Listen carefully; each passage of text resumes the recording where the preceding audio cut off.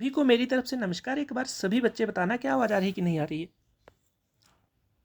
आज का सेशन जैन धर्म का जो छुड़ा हुआ पार्ट था उसके आगे का सेशन है।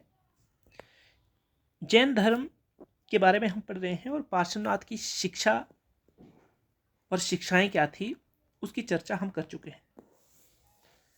पार्श्वनाथ के बारे में भी हमने पढ़ा है कि पार्श्वनाथ कौन थे। एक बार आप बता दीजिएगा पार्श्वनाथ कौन थे और कितने तीर्थंकर थे। इनकी जो शिक्षाएं थी उन्हें चतुर्भाम या चार आचरण या चार प्रतिज्ञाएं या चाऊ जाम कहा गया है, जिसकी चर्चा हम पहले कर चुके हैं। सत्य, अहिंसा, अस्तेय, अपरिग्रह, इसके बारे में चर्चा काफी अच्छे से की है। अहिंसा को मैंने आपको समझाया था कि शारीरिक और मानसिक तौर पर किसी को प्रताड़ित न करना, अस्तेय चोरी न करना, अपरिग्रह का मतलब होता है अपनी आवश्यकता से ज्यादा संपत्ति को इकट्ठा न करना। यह चीज आपको अच्छे से समझनी है। अब इसके आगे का पार्ट है उसको हम पढ़ने वाले हैं और आपने ये जरूर बताना है कि जैन धर्म के जो हमारे पार्श्वनाथ जी थे कितने तीर्थंकर थे। काफी महत्वपूर्ण पार्ट है। अब जैन धर्म की जब बातचीत चली हुई है तो महावीर स्वामी, ये महावीर स्वामी जो है, जब आप इनके बारे में पढ़ेंगे तो महावीर स्वामी के बारे में जितना पढ़े उतना कम है, पर यहां पर हम एग्जाम पॉइंट ऑफ व्यू से पढ़ेंगे। महावीर स्वामी की जब आप चर्चा करेंगे तो ये 24वें तीर्थंकर हुए। इस बात को जरूर नोट डाउन करना, कितने तीर्थंकर हुए? 24th। काफी महत्वपूर्ण बात है। और जैन धर्म के जो वास्तविक संस्थापक है, ये भी अच्छे से नोट डाउन करना है कि जो जैन धर्म के वास्तविक संस्थापक है वो यही है। जैन धर्म के वास्तविक संस्थापक कौन है? वास्तविक संस्थापक हमारे महावीर जी। पूरा नाम स्वामी महावीर जी है, अच्छे से समझना। अगर सामान्य तौर पर पूछा जाए कि जैन धर्म के संस्थापक कौन थे, ऋषभदेव। ऋषभदेव कितने तीर्थंकर है बताइएगा, कमेंट सेक्शन में लिखिएगा, हम पढ़ चुके हैं। अब जब आप इनके बारे में चर्चा कर रहे हैं तो महत्वपूर्ण बातें जो है आपको समझनी जरूरी है। जन्म के बारे में मतभेद है, फिर भी जन्म की जब हम बातचीत करें तो 540 यानी कि 540 ईस्वी पूर्व से लेकर 599 ईस्वी पूर्व, ये मतभेद है, इसलिए दो डेटें देख के रखिए।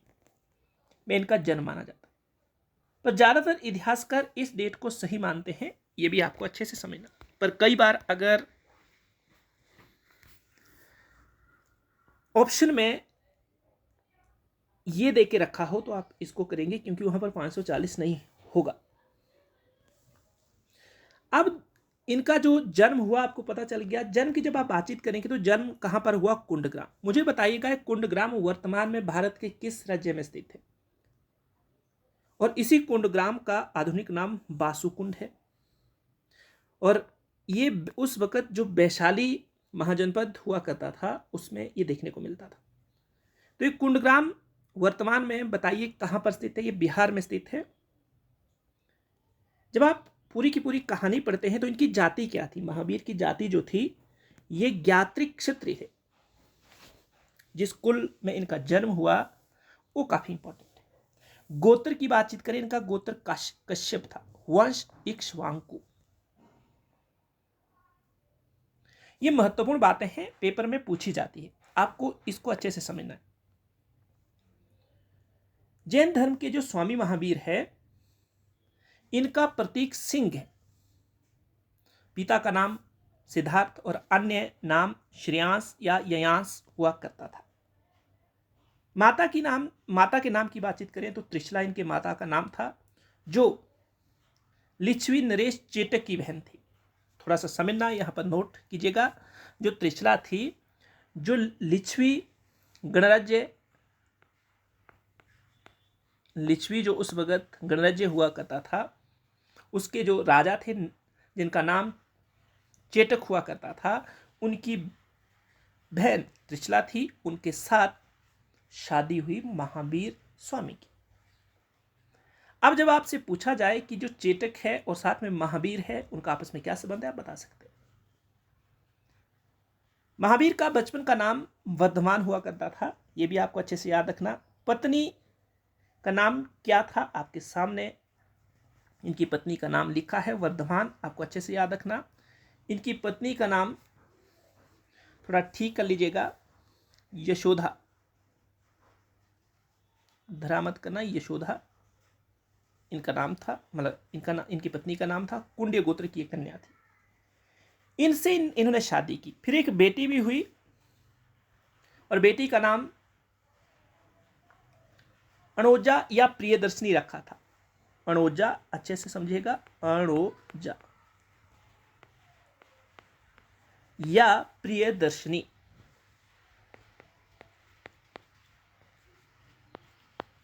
यह आपके सामने लिखा है, आप इसको देख सकते हैं।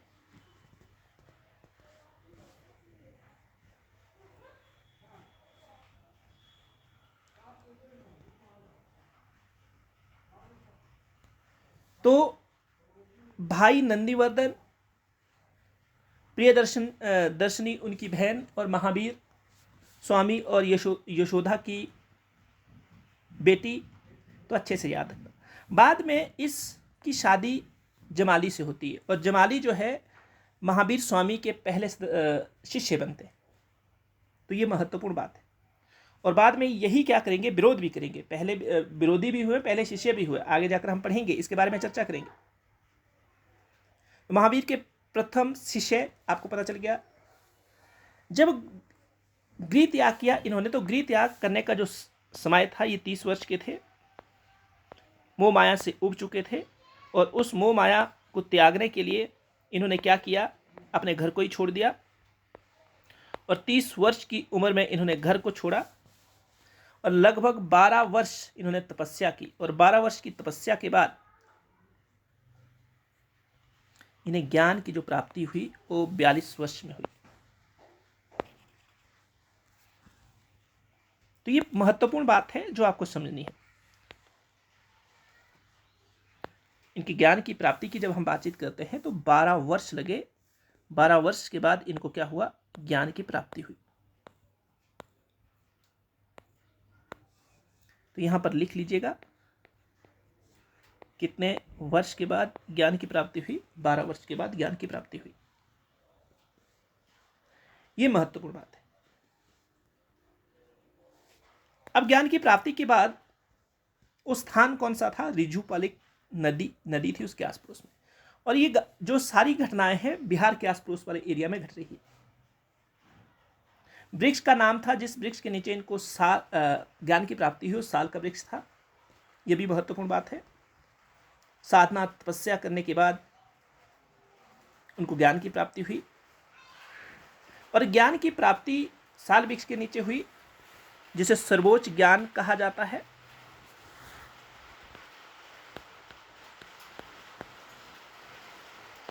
और इसी सर्वोच्च ज्ञान को जैन धर्म में कैवल्य कहा गया है।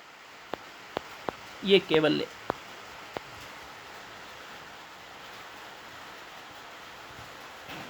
तो आज का सेशन काफ़ी है और आगे जो है कल करेंगे। धन्यवाद, जय हिंद। अगर आपको तो लाइक कीजिएगा, शेयर कीजिएगा, नए चैनल पर है तो सब्सक्राइब कीजिएगा। धन्यवाद, जय हिंद।